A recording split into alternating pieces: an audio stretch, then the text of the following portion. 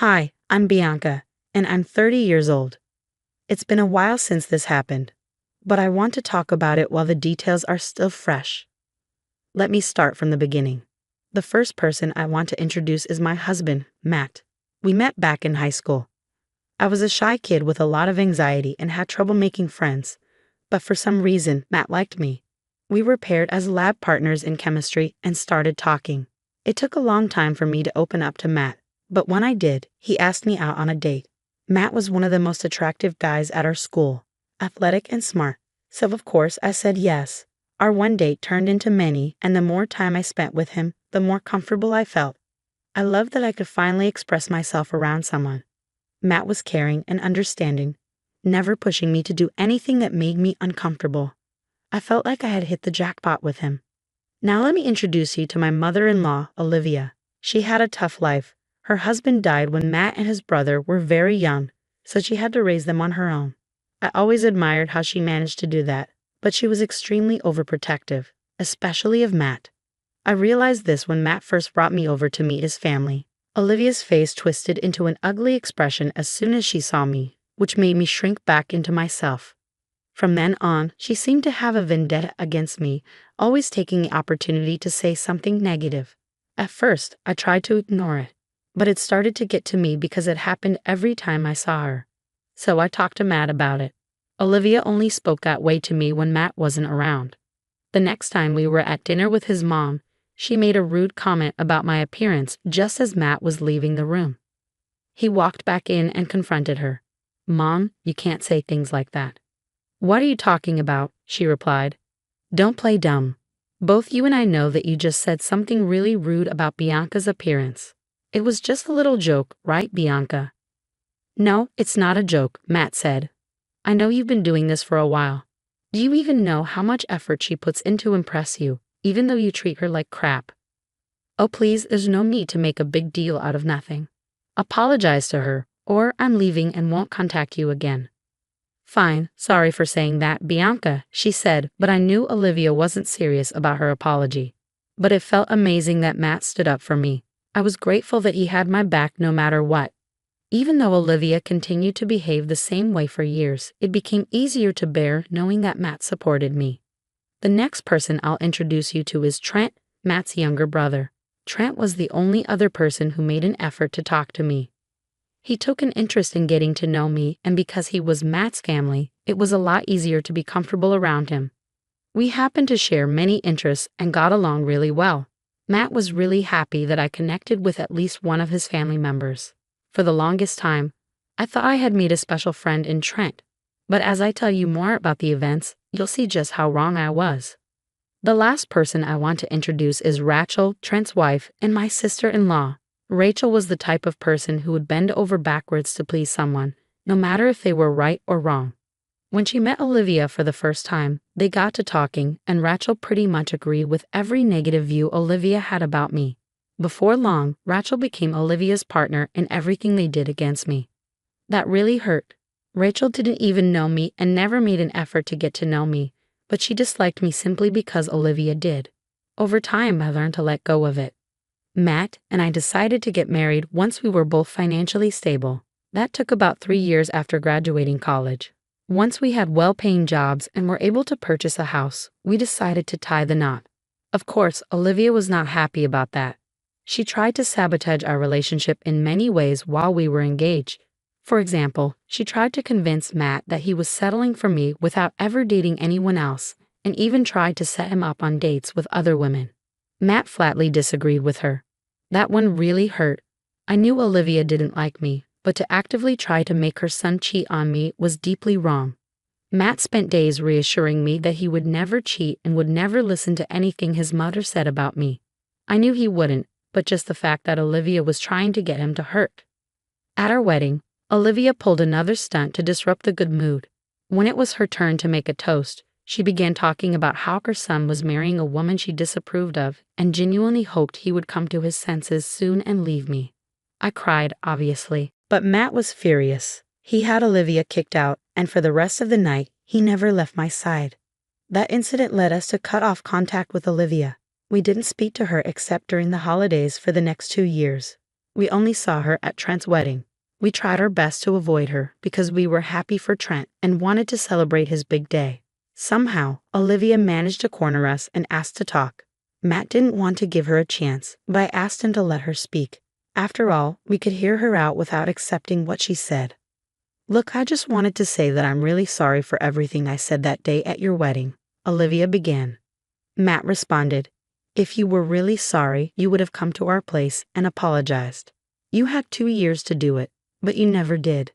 I was embarrassed. There was no excuse for my behavior on my son's big day. I should have realized that if my son was happy, I should have been happy too. I guess I just didn't have the courage to face you. Okay, but we did call you on holidays and your birthday. Even if you couldn't apologize face to face, you could have done it over the phone," Matt pointed out. "It was just very hard for me, but I'm owning up to my mistake. I'm sorry. I'm still angry with you, and if Bianca doesn't forgive you, we'll go back to how we've been these past 2 years, Matt declared. I appreciated that Matt let me have a say in it. Unfortunately, I was very big on keeping family close, so I told her I forgave her. I didn't want Matt to be estranged from his only parent. Olivia seemed very grateful, and for a while, she treated me well. Then, about a year later, she went back to her old ways. This time, Rachel joined her. They would constantly mock me, no matter what I said or did. They always found a way to make fun of me. I tried my best to let things go and kept Matt calm too. I knew that if either of us said or did anything, it would end with us cutting all ties with Olivia, and I didn't want that. One weekend, Matt and I were rudely interrupted by Olivia, Rachel, and Trent. It was supposed to be a relaxing weekend, but we were startled by banging on the front door. I lazily made my way to the door, and as soon as I opened it, Olivia and Rachel pushed past me and walked in, followed by Trent. Each of them held a box that looked heavy.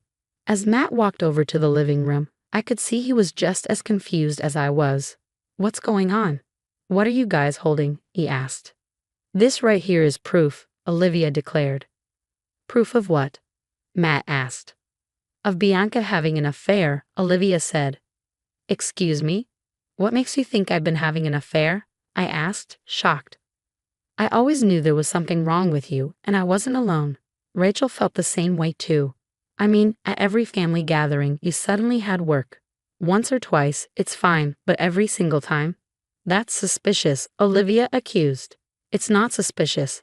I'm literally an on-call nurse. You guys just happen to be there whenever I get called.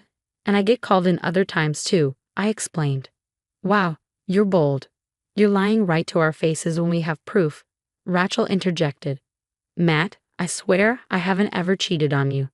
I don't know what proof they have. But I promise you it's not me," I pleaded. "Calm down, Bianca. It's okay. I doubt you'd ever cheat on me. I'm just curious to see what Mom and Rachel found," Matt said. "Believe me, your views about your wife are about to change once you see this." "How did you even get this evidence?" I demanded. "Rachel and I hired a private investigator who followed Bianca around for the last 6 months, Olivia explained. "We just got the evidence from the PI's office and came here straight away. That's beyond creepy and violating. What the hell is wrong with you guys?" Matt exclaimed. "You have no say in anything, you cheating piece of crap," Rachel snapped. "Enough. Let Bianca and I see the evidence," Matt commanded. I was furious. What had I ever done to these two? I had always stayed out of their way, and yet they tried to come between Matt and me. Hiring a private investigator to follow me around for 6 months was beyond deranged. I was more than curious to see what this so-called evidence was. Matt looked at me, and for a moment, we had a silent understanding that everything was going to be okay. Matt knew I could never cheat on him. My social anxiety was almost crippling. It took a long time for me to get comfortable with someone. He knew firsthand how hard it had been for him to get me to even talk to him. The last thing I could possibly do was talk to some stranger and sleep with him. Working as an on-call nurse had helped me manage my anxiety, but I still shut down for hours after work. Matt had seen and dealt with all of that from the start of our relationship. I had always thought I would be single forever, so when the universe gave me the perfect guy, why would I do something so horrible to him? We opened one of the boxes and saw a large number of pictures and some investigators' notes paired with them, but none of the pictures had any clear faces. The woman did look shockingly like me. For a second, my heart dropped. I turned to look at Matt, and his face had drained of color. I began panicking, searching the pictures for any signs that might prove it wasn't me. I could hear Olivia and Rachel sniggering behind me. I was close to giving up and crying until I came across one picture where the girl had a tattoo on her right arm. I had no tattoos. I showed the picture to Matt, and his fear turned to confusion. It was like we were speaking in a silent language. We knew we had to figure out whose pictures we were looking at. We opened the other two boxes and began scouring through those pictures and notes. That's when, in one of the notes, the investigator mentioned me getting into a car with a particular license plate. The license plate looked very familiar, but I couldn't quite put my finger on it, so I showed it to Matt. He took one look at it and burst out laughing. All of us stared at him in confusion.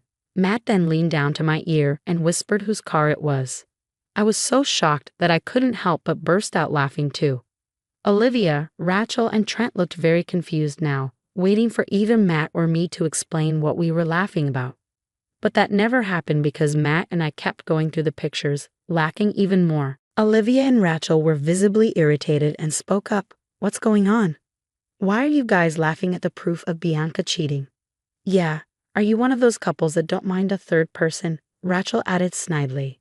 "Oh God, no, absolutely not," Matt replied. "We just found out something really, really funny." "What could possibly be funny about cheating?" Olivia asked incredulously. "Oh, that's not me in the pictures," I explained. "Yes, it is. We looked through a couple of the pictures, and it's definitely you," Olivia insisted. "Look at this one picture. See the tattoo on the girl's hand?" I pointed out. "Yeah," Olivia responded. "Bianca doesn't have any tattoos," Matt said. "What if it was a temporary one she put on to avoid getting recognized?" Rachel suggested. "I hate having tattoos on me. I've never even put on a temporary tattoo," I clarified. "Okay, well, we made a mistake. What's so funny about that?" Olivia asked, still irritated. "What's funny is the identity of the man in these pictures," Matt said. "You can barely make out who that is." "How do you know who he is?" Rachel retorted. "Because of the investigator's notes. Here, take a look at that car plate. Do the numbers look familiar?" Matt handed them the paper. Rachel grabbed the paper out of Matt's hand, and Olivia and Trent gathered around her to read it. As soon as they read it, their expressions changed dramatically. Olivia's eyes widened in shock, Rachel's face went white, and Trent began sweating profusely. "You see, the number plate belongs to Trent's car," Matt revealed. "And the more you look through the pictures, the more you can clearly see that the man is Trent." Matt passed the pictures over where Trent's face was almost clearly visible, save for either a mask or a pair of sunglasses that he used to cover his face. Now, I didn't know why Trent was cheating on Rachel, but it was satisfying to see Rachel's world crumble the way she wanted mine to. I decided to let Olivia and Rachel start the drama. I retreated and stood next to Matt, trying her hardest not to break into laughter. "Trent, what is this? Are you cheating on me?" Rachel demanded. "Listen, I can explain," Trent stammered. "Are you serious? This is not how I raised you," Olivia exclaimed. "I'm sorry, but I never loved Rachel to begin with," Trent admitted. "What? Why? What did I do that was so wrong?" Rachel asked, devastated. "You didn't do anything wrong, Rachel. I was just in love with someone else from the start," Trent confessed. "Who was it?" Rachel asked, her voice shaking. "Bianca," Trent revealed. "What?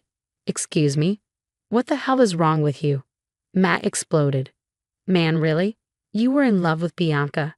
You chose this ugly witch over me? Why? Since when?" Rachel was in disbelief. "I've been in love with her since Matt introduced her to us. She was just so beautiful and calm and quiet. I don't know, I liked that. Plus, when she did get comfortable enough with me, I found out that we shared a lot of the same interests," Trent explained. "Oh God, I'm going to be sick. So you found someone who looked just like Bianca?" Rachel asked, horrified. "I knew you guys were already trying to ruin their marriage. I sort of hoped I could speed it up, and if they did get divorced, I could swoop in and have her," Trent admitted. "First of all, she is not some property that you can have. Secondly, get the hell out of my house. You are sick and twisted and beyond any help. I hope you rot. Never come back, never speak to me or Bianca again. As for you guys, Mom and Rachel, I want you out too," Matt demanded. "But we didn't even do anything," Olivia protested. You did enough. I entertained your little game, but now I am done. It's beyond disgusting that you hired someone to follow my wife around so you could try and break up my marriage. I want nothing to do with any of you. Out, Matt commanded. I couldn't even begin to describe how queasy I felt. That was the last thing I expected. I just remember Matt holding me until I started breathing regularly. I was disgusted by the way Trent saw me. I had only gotten comfortable with him because he was the only one in Matt's family who actually tried to get to know me. But to find out that he had made that effort because he wanted me was beyond disgusting. Matt was not feeling any better. He was fuming. He couldn't believe that his own brother was capable of being such a creep. He promised me that he would stand by any decision I made regarding everything that happened. I obviously wanted zero contact with all of them, especially Trent. I never wanted to see his face ever again. Of course, Trent did try to reach out to me about a month after everything had happened. He actually tried to convince me to leave his brother again. I later found out that he had sent those messages to me after he had gotten divorced and lost everything he had to Rachel. I had blocked him right away then, but when I think back on it now, it's amazing that he possessed that amount of audacity. Anyway, I had to go back to therapy for a while after that incident. I needed a place to vent about my feelings, and since it concerned his brother, Matt would get too wound up about it. He too went to therapy to sort his feelings out. It's been about a year since all of that happened. Matt and I have moved on and are living full and happy lives. We haven't seen or heard from Olivia or Rachel since then. I hope, if nothing else, that they learn to never meddle in anyone else's life. Back then, I was a mess after finding out what Trent thought about me, but now I'm at a place where I can laugh at it. I'm glad I came out of it strong, and even more glad that Matt and I's relationship also grew stronger. Always make sure to be kind to all those in your life.